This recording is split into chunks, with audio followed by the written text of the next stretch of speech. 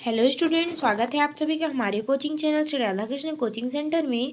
इस वीडियो में हम आपको केमिस्ट्री रसायन से संबंधित कुछ महत्वपूर्ण क्वेश्चंस बताएंगे जो कि आपके होने वाले एग्जाम प्रयोगशाला सहायक प्रयोगशाला तकनीशियन के लिए बहुत ही ज़्यादा महत्वपूर्ण है।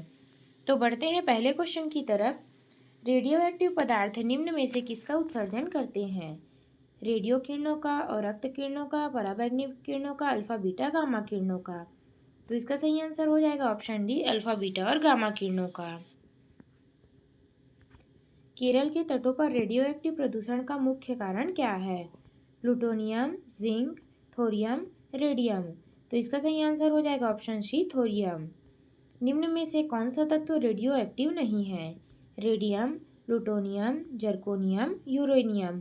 तो इसका सही आंसर हो जाएगा ऑप्शन सी, जर्कोनियम। निम्न में से कौन सा तत्व रेडियोधर्मिता का प्रदर्शन नहीं करता है? Uranium, thorium, aluminium, polonium. तो इसका सही आंसर हो जाएगा ऑप्शन सी, एल्यूमिनियम। नाभिक की अस्थिरता का मुख्य कारण क्या है? तो इसका सही आंसर हो जाएगा ऑप्शन बी, न्यूट्रॉन तथा प्रोटॉन के बीच उच्च अनुपात। निम्न में से कौन सा नाभिक असंतुलित है? तो इसका सही आंसर हो जाएगा ऑप्शन बी, 4 बेरिलियम 10। एक रेडियो समस्थानिक निम्न में से किसका उत्सर्जन करता है? अल्फा और बीटा किरणों का, बीटा और गामा किरणों का, गामा और अल्फा किरणों के बाद का साथ साथ, पहले अल्फा फिर बीटा किरणों का।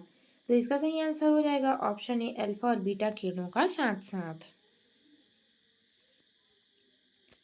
असंतुलित परमाणु नाभिक उच्च रेडियो एक्टिविता का प्रदर्शन करते हैं क्योंकि ऑप्शन ए, P/N का मान निम्न होता है।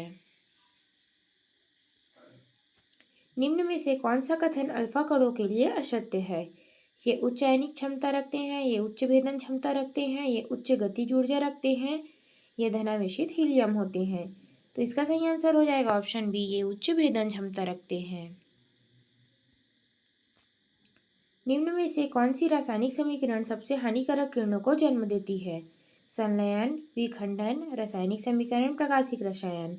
तो इसका सही आंसर हो जाएगा ऑप्शन बी, विखंडन। नाभिकीय विखंडन की प्रक्रिया में नाभिकीय रिएक्टर विद्युत का संचालन करने के लिए सामान्यतः किस तत्व का उपयोग करते हैं? Radium, plutonium, uranium, deuterium. तो इसका सही आंसर हो जाएगा ऑप्शन सी, यूरेनियम। परमाणु बम विस्फोट के दौरान बहुत अधिक मात्रा में ऊर्जा का उत्सर्जन होता है। इसका मुख्य कारण है द्रव्यमान का ऊर्जा में रूपांतरण, रासायनिक ऊर्जा का उष्मीय ऊर्जा में रूपांतरण, यांत्रिक ऊर्जा का नाभिकीय ऊर्जा में रूपांतरण, न्यूट्रॉनों का प्रोटॉनों में रूपांतरण। तो इसका सही आंसर हो जाएगा ऑप्शन ए, द्रव्यमान का ऊर्जा में रूपांतरण। नाभिकीय रिएक्टर निम्न में से किस सिद्धांत पर होता है? विखंडन, संलयन, ऊष्मीय सिद्धांत, तीनों के सामूहिक प्रभाव का सिद्धांत। तो इसका सही आंसर हो जाएगा ऑप्शन ए, विखंडन। वह कण जो यूरेनियम के नाभिकीय विखंडन अभिक्रिया में सतत श्रृंखला अभिक्रिया के लिए प्रधान कारक होते हैं, इलेक्ट्रॉन कहलाते हैं, प्रोटॉन कहलाते हैं, न्यूट्रॉन कहलाते हैं, पॉजिट्रॉन कहलाते हैं। तो इसका सही आंसर हो जाएगा ऑप्शन सी, न्यूट्रॉन कहलाते हैं। नाभिकीय रिएक्टर की खोज किसने की है? तो इसका सही आंसर हो जाएगा ऑप्शन ए, एनरिको फर्मी ने।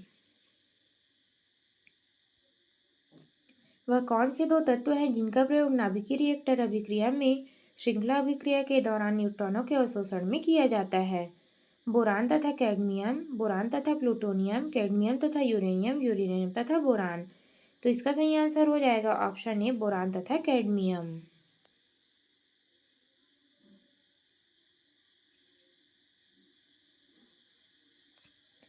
नाभिकीय रिएक्टर में ग्रेफाइट का प्रयोग खाली स्थान के लिए किया जाता है? ईंधन, स्नेहक, मंदन, विद्युत संवाहक। तो इसका सही आंसर हो जाएगा ऑप्शन सी, मंदक। निम्न में से किसका उपयोग नाभिकीय रिएक्टर में मंदक के रूप में किया जाता है? यूरेनियम, रेडिनियम, थोरियम, ग्रेफाइट। तो इसका सही आंसर हो जाएगा ऑप्शन डी, ग्रेफाइट। नाभिकीय रिएक्टर में भारी जल का उपयोग शीतलक के रूप में किया जाता है। भारी जल खनिज प्रधान जल है, ओजोनीकृत जल है, भारी धातु में खनिजों से युक्त जल है, हाइड्रोजन परमाणु से भारी समस्थानिकों से युक्त जल है। तो इसका सही आंसर हो जाएगा ऑप्शन डी, हाइड्रोजन परमाणु के साथ समस्थानिकों से युक्त जल है। नाभिकीय रिएक्टर में न्यूट्रॉनों की गति को मंद करने के लिए प्रयोग किया जाता है विखंडन उत्पाद का, मंदन का, नियंत्रण छड़े का, शीतलक यंत्र का। तो इसका सही आंसर हो जाएगा ऑप्शन बी, मंदक का।